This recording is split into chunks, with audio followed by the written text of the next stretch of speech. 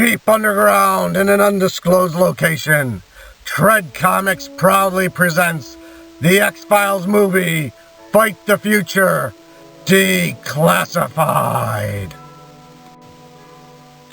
The X-Files, the movie, also known as the X-Files, Fight the Future, is a 1998 American science fiction thriller based on Chris Carter's television series, The X-Files, which revolves around the fictional unsolved cases called The X-Files and characters solving them. It was directed by Rob Bauman, written by Carter and Frank Spotnitz, which features 5 main characters from the television series: David Duchovny, Gillian Anderson, Mitch Pileggi, John Neville, and William B. Davis, reprising their respective roles as FBI agents Fox Mulder and Dana Scully, FBI Assistant Director Walter Skinner, the well-manicured man, and the cigarette-smoking man. The film was promoted with the tagline, "Fight the Future." The release date of X-Files Fight the Future was that of June 19th, 1998. The budget for the film itself was $66 million, and it would go on to gross worldwide $189.2 million. The film takes place between Season 5 and Season 6 of the television series and is based upon the series' extraterrestrial mythology. The story follows agents Mulder and Scully removed from their usual jobs on the X-Files and investigating the bombing of a building and the destruction of criminal evidence.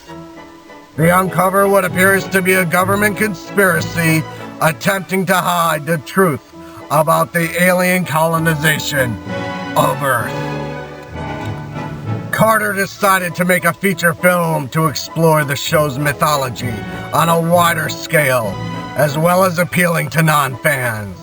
He wrote the story with Frank Spotnitz at the end of 1996, and, with a budget from 20th Century Fox, began filming in 1997, following the end of the show's 4th season.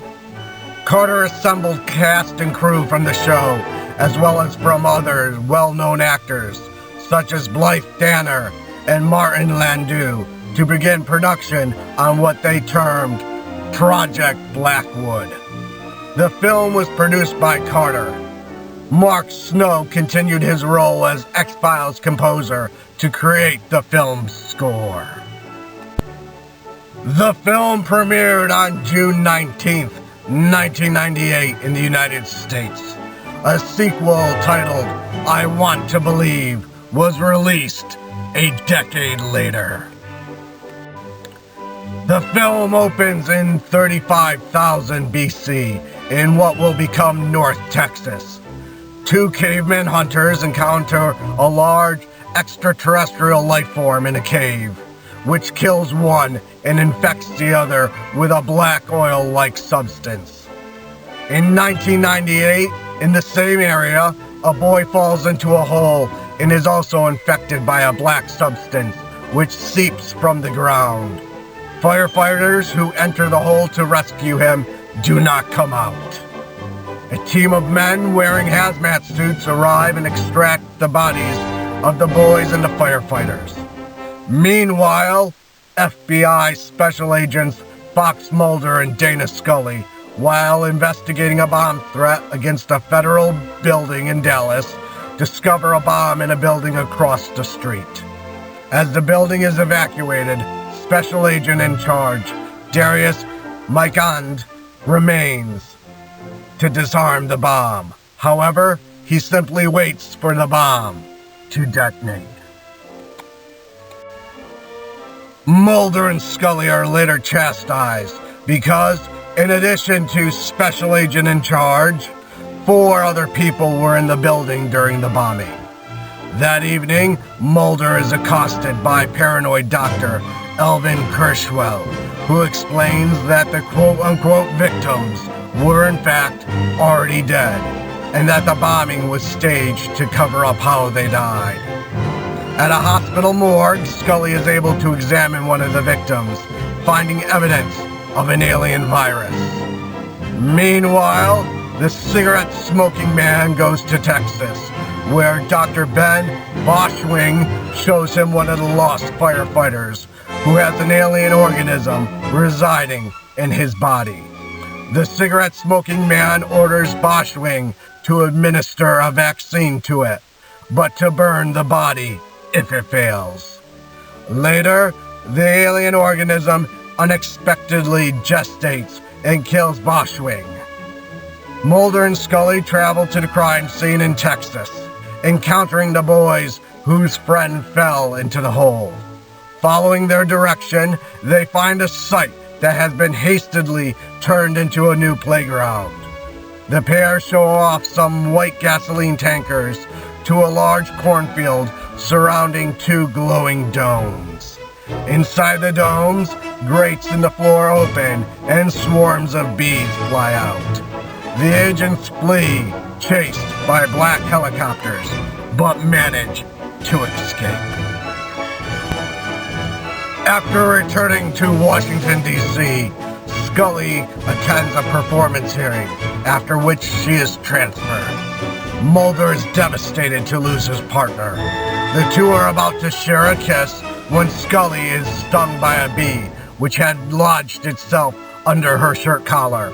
Weakening fast, she falls unconscious. Mulder calls paramedics, but the driver of the ambulance shoots Mulder and whisks Scully away. Mulder, not severely injured, slips out of the hospital, and with the help of the lone gunman and FBI Assistant Director Walter Skinner. He then meets a former adversary, the well-manicured man, who gives him Scully's location, along with a vaccine against the virus that has infected her. As Mulder leaves, the well-manicured man kills himself in a car bomb before his betrayal of the syndicate is discovered. Mulder finds Scully underground in Antarctica in a large facility containing many humans in ice-like enclosures. He breaks Scully's confinement and uses the vaccine to revive her. But this disrupts the facility and cocooned aliens begin trying to escape. Just after the agents escape to the surface, a huge alien vessel emerges from beneath the ice and travels to the sky. Mulder watches it disappear into the distance as Scully regains consciousness. Sometime later, Scully attends a hearing where her testimony is disregarded and the evidence covered up. She hands over the only remaining proof of the ordeal, the bee that stung her, noting that the FBI is not currently capable of investigating this evidence. Outside, Mulder reads an article that has covered up the domes and crop fields in Texas. Scully informs Mulder that she is willing to continue working with him. At another crop outpost in Tunisia, the cigarette-smoking man warns Conrad Strughold that Mulder remains a threat as he explains what Mulder has found out about the virus. He then hands him a telegraph revealing that the X-Files unit has been, in fact, reopened.